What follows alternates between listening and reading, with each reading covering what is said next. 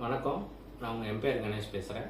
இன்றைக்கி விவசாயம் சார்ந்த தொழில்கள், அதாவது கால்நடை வளர்த்தல், கால்நடைக்கு தேவையான உணவுப் பொருட்கள் நம்ம எப்படி நம்ம ஸ்டாக் மெயின்டைன் பண்ணுறது என்னங்கிறத உங்களுக்கு சொல்கிறேன். அதில் நம்ம எப்படி மத்திய அரசாங்கத்திலேருந்து மானியம் வாங்கலாம் அப்படின்னு அந்த விஷயத்தையும் உங்களுக்கு நான் சொல்கிறேன். அதற்கு பேர் நேஷ்னல் லைஃப் ஸ்டாக் விஷயம்னு பேர். நேஷ்னல் லைஃப் ஸ்டாக் ப்ரொடக்ஷனை அதிகப்படுத்துறது, அதாவது கால்நடையோட உணவுப் பொருட்களை அதிகப்படுத்துறது எப்படி, அது அதனால மக்கள் என்ன பயன்பெறலாம் அப்படிங்கிறதையும் அதுக்காகத்தான் இதை உருவாக்கியிருக்காங்க.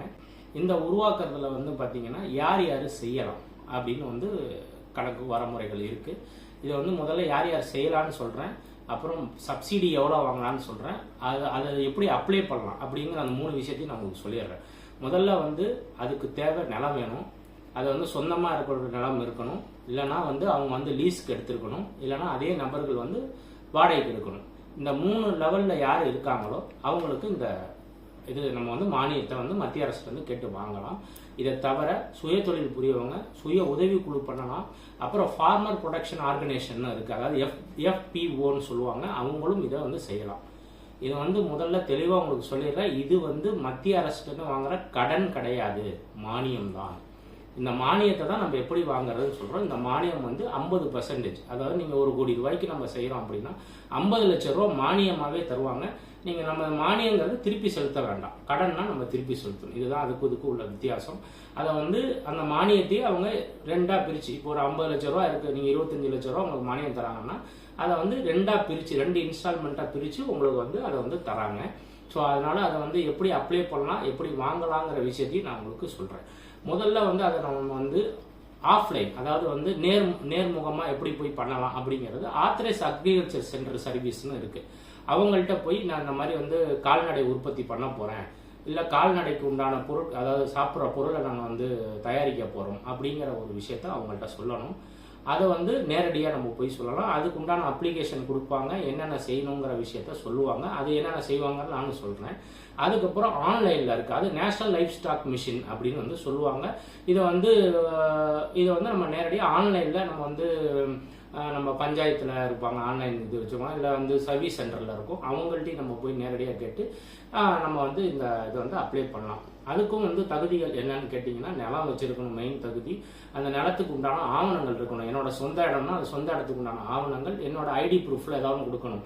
ஆதார் கார்டு, பேன் கார்டு இருந்தால் பேன் கார்டு கொடுக்கலாம், இல்லை தேர்தல் ஆணையத்தோட அட்டை இருந்தால் கொடுக்கலாம். இந்த மாதிரி அவங்க ஒரு இது கேட்பாங்க, அதையும் நம்ம கொடுக்கணும். அதை தவிர மெயின் முக்கியமான விஷயம், மானியங்கள் எதுக்கு நம்ம கொடுக்க முடியாது அப்படின்னு கேட்டிங்கன்னா, இதை பேஸ் பண்ணி அவங்க கடன் வாங்கியிருப்பாங்க. பேங்க்லேயோ இல்லை ப்ரைவேட்லேயோ வாங்கினது தெரிஞ்சுது அப்படின்னா அந்த மானியம் தரமாட்டாங்க. அதாவது இதை பேஸ் பண்ணது சொல்ல, அது இருந்ததுன்னா அந்த மானியம் கிடைக்காது. அது இல்லாமல் நான் புதுசாக தொழில் பண்ணலாம் அப்படிங்கிறவங்களுக்கு இது தாராளமாக நமக்கு இந்த லோன் அப்ளிகபிள், அதாவது லோன் கிடையாது, சப்சிடி கிடைக்கும். இது நேரடியாக உங்கள் வங்கி கணக்கில் தான் செலுத்துவாங்க, யார் கையிலையும் கொடுக்க மாட்டாங்க. இதை ஒருவேளை நம்ம நீங்கள் அப்ளை பண்ணுறீங்க, சர்வீஸ் சென்டரில் போய் நம்ம அப்ளை பண்ணுறோம் அப்படின்னா இந்த டாக்குமெண்ட்டையும் நம்ம கொடுத்துட்டோம் அப்படின்னா, இதை மெயினாக இப்போ உள்ள ப்ரெசண்ட்டுக்கு என்னன்னு கேட்டிங்கன்னா, இதை நீங்கள் நடத்திக்கிட்டு இருந்தால் தான் சப்சிடி கொடுப்பாங்க. முன்னாடியெல்லாம் நாங்கள் ஆரம்பிக்க போகிறோம்னாலே அவங்க நீங்கள் எப்படி ஆரம்பிக்க போகிறீங்கன்னு நம்ம கேட்டுட்டு சப்சிடிக்கு உண்டான அமௌண்ட்லாம் கொடுத்துட்டு இருந்தாங்க. அதில் நிறையா ப்ராப்ளம்ஸ் இருந்ததுனால இப்போ என்ன செய்யறாங்க, நீங்கள் நடத்தணும். இப்போ ஒரு இனிஷியலாக நான் ஒரு 50 லட்ச ரூபா 60 லட்ச ரூபாய்க்கு நான் ஆரம்பிக்க போகிறேன் அப்படின்னா, ஆரம்பிச்சு உண்டானதை நம்ம கணக்கில் காட்டணும். கணக்கில் எப்படின்னு கேட்டிங்கன்னா, அந்த இடத்த நம்ம காட்டணும். ரெண்டாவது நம்ம என்ன கால்நடை வளர்க்குறோமோ, அதாவது ஆடு இவ்வளோ இருக்குது, என்கிட்ட 100 ஆடு இருக்குது, அதில் ஆம்பளை ஆடு எவ்வளோ, பொம்பளை ஆடு எவ்வளோன்றதை நம்ம நோட் பண்ணி கொடுக்கணும். அது மாதிரி மாடு, பன்னி எதுவாக இருந்தாலும் நம்ம அதை கணக்கை காட்டி, அது இருந்ததுன்னா அது ஃபோட்டோவையும் நம்ம அட்டாச்மெண்ட் பண்ணி, இந்த மாதிரி நான் செஞ்சுக்கிட்டு இருக்கேங்கிற விஷயத்த எல்லாத்தையும் அட்டாச் பண்ணி நம்ம கொடுத்தோம்னா, அதில் பார்த்திங்கன்னா டிஸ்ட்ரிக்ட் லெவல் கமிட்டின்னு இருப்பாங்க. அவங்க டைரெக்டாக இங்கே வருவாங்க. அவங்க ஆராய்ச்சி, அதாவது அதை ஆராய்ச்சி பார்த்துட்டு இவங்க நல்லபடியாக நடத்திக்கிட்டு இருக்காங்கன்னு சொல்லி ஸ்டேட் லெவல் கமிட்டிக்கு அதை கொடுப்பாங்க. அவங்க என்ன பண்ணுவாங்கன்னா சென்ட்ரலுக்கு அனுப்பி உடனே ஓகே பண்ணி நமக்கு 2 விதமான அமௌண்ட்டை, அதாவது 2 அமௌண்ட்டை, முழு அமௌண்ட் 25 லட்ச ரூபா இருக்குன்னா பாதி அமௌண்ட்டை முதல்ல கொடுப்பாங்க, அடுத்தது பாதி அமௌண்ட்டை கொடுப்பாங்க. திருப்பி சொல்கிறேன், இது கடன் கிடையாது, முழுசாக இது சப்சிடி, அதாவது மானியம் தான். நீங்கள் 50 லட்ச ரூபா மட்டும் உங்களுக்கு மானியம் தராங்க. ஒவ்வொரு கால்நடைக்கும் ஒரு இது வச்சுருக்காங்க, அதாவது ஒரு இதுக்கு 50 லட்சம் கொடுக்கலாம், ஒரு இதுக்கு 25 லட்சம் கொடுக்கலாம், கோழிக்கு உள்ள கொடுக்கலான்னு சொல்லி இந்த மாதிரி வந்து ஒரு மானியம் வச்சுருக்காங்க. அது மாதிரி நீங்கள் மானியம் வந்து தாராளமாக வாங்கி நம்ம வந்து இதை வந்து செயல்படுத்தலாம்.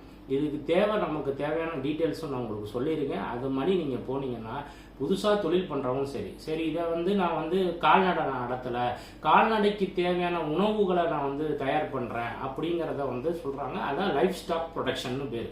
அந்த உணவுப் பொருள்களுக்கும் நான் அந்த மாதிரி ஒரு கிடங்கு வச்சுருக்கேன். அந்த கிடங்குல வந்து எனக்கு வந்து இந்த மாதிரி வந்து ப்ரொடக்ஷன் இருக்குது.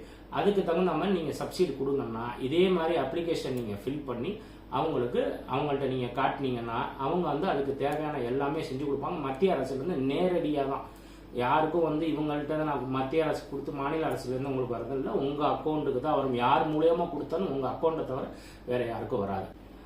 மேலும் இப்போ நம்ம சப்சிடி வாங்கிட்டோம், சரி சப்சிடி வாங்கிட்டோம்னா பிஸ்னஸ்லாம் க்ளோஸ் பண்ண முடியாது. இதை வந்து நீங்கள் வந்து இந்த ப்ராஜெக்டை கம்பல்சரி 3 வருஷம் இதை வந்து நீங்கள் பண்ணியே ஆகணும். 3 வருஷம் கம்பல்சரி பண்ணணும்.